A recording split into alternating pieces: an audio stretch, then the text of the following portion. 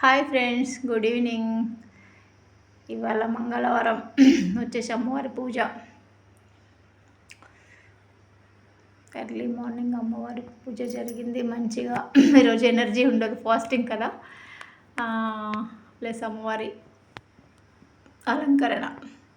అమ్మవారికి ఈరోజు వడి బియ్యం పోసారు మొక్కున్న వాళ్ళు. వడి బియ్యం, అమ్మవారికి బోనం కూడా పెట్టారు ఈరోజు.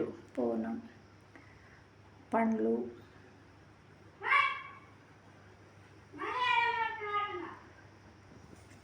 బోనం దీపం.